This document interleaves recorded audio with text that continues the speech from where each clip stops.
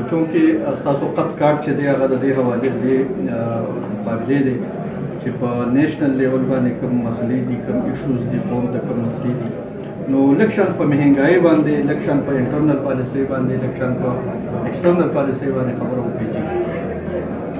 پاکستان دې وخت یو ډېر مشکل وخت کې دی او تامره مسایل دي چې هغه موجوده حکومت حل کولو فی اهل نه دی.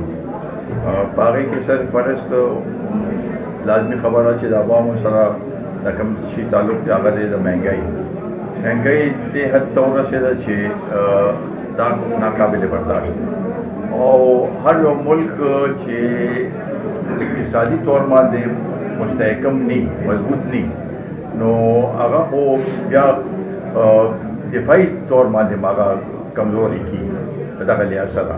نو په دې هغې سره زما په خیال د دوی پالیسۍ دومره غلطې وي چې ټیم څلور ځله خو فارن منسټر بدل کړ، اته اف پی آر چیرمنان بدل کړل، یو روزانه هم دا وایي کله بانه کوي چې دا خو هغه دي دا مهنګایي چې دا هغه خلک دي چې سنومه دی هغوی خپل هغه پکې هغه جوړوي.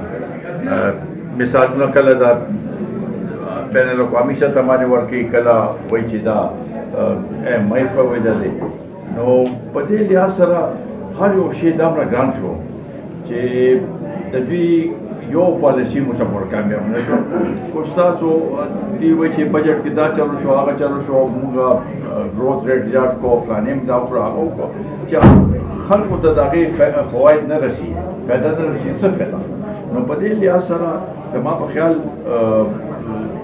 دا حالات رسول د خرابي دي. اوس موږ د دې خلاف آواز چت کړی دي، دا وایي چې یاره دا دې وخت کې دوی ولې ووتل. موږ دا کوم چې د دوی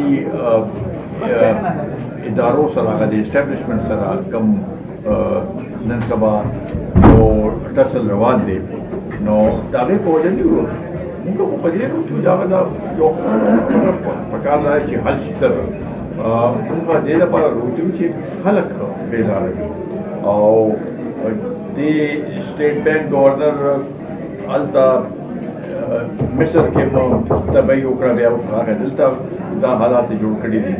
نو په دې هغې کې زما په خیال مونږ په دې پریشانه یو او مخکې چې دوی دا وایي چې یاره یو څو میاشتې مخکې وایي چې 10 کاله به زه حکومت کوم، اوس په 15 کاله ورته مشکله شوه او یو سلسله خو شروع شوه، ډیسټیبلایزیشن څه چې وایي هغه شروع شو. بلوچستان کې نن دی کو سبا دی سلسله همیشه چې بلوچستان کې څه هغه حالات پیدا شي بیا د هغې اثرات په ټول ملک باندې هلته خو سبا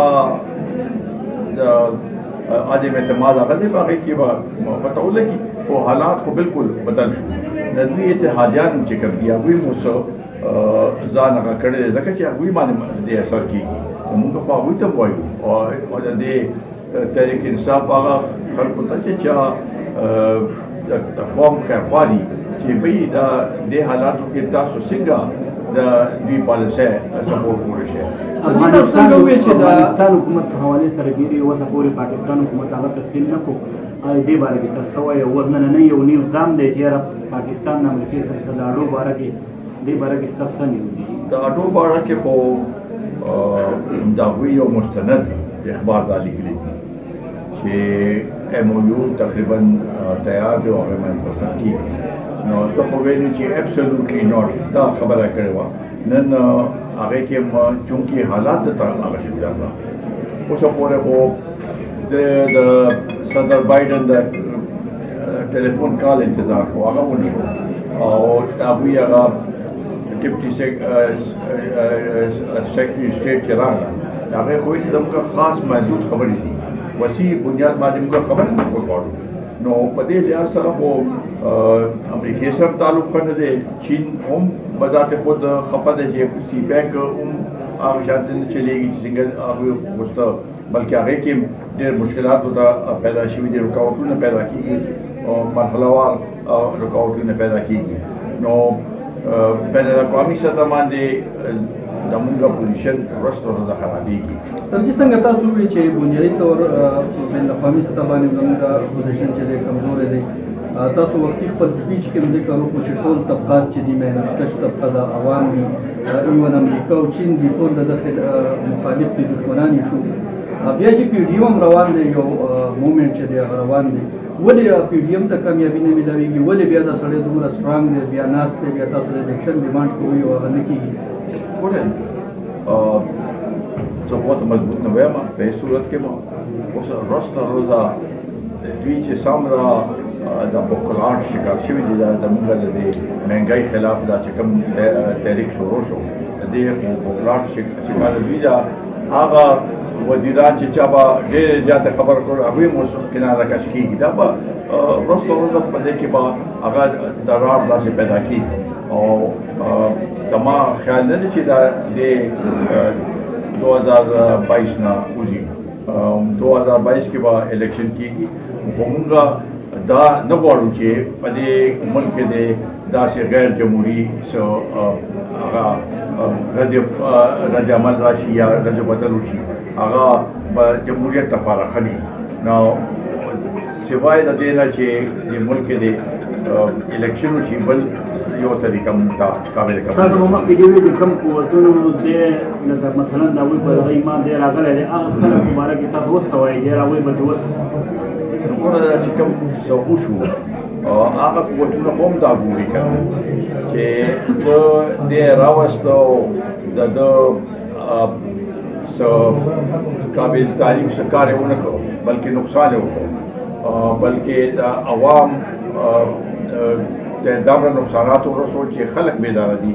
نن هغوی ته هم د هغې اثرات خو رسېدلي که نن دا یو مسله د ډي جي ایس آی مسلې باندې دومره رکاوټ پیدا شوی دی. د آخر کار اوس په هغه شانتې په یو پیج باندې موږ ته نه ښکارېږي، خو دې ډېر ووایي په یو پیج نه دي، په هغې کې ډېر هغه راغلی دی. او اوس موږ هم دا غواړو چې بهی هغوی د آینده الیکشن کې د هغوی مداخلت موږ نه غواړو، د یو ادارې مداخلت موږ نه غواړو. فیر اینڈ فری الیکشن چې په دې ملک وشي نو دغه به د ملک لپاره د بهترۍ لپاره ښي. سر اخري سوال دا دی چې روان الیکشن کې یا الیکشن نه بغیر هم د خوبونو طرفدارۍ پولیټیکل مستقبل چې دی هغه څه دی؟ زموږ خو الله تعالی فضل دی، د عوامو مشهورو موږ ته ډېر ښه پذیرایي میلاویږي هر ځای کې. او انشاءالله تعالی زموږ به په حیثیت یو قوت په دې صوبه کې او په ټول ملک کې به زموږ ښه یو قوت جوړېږي او یو مؤثر کردار به په دې ملک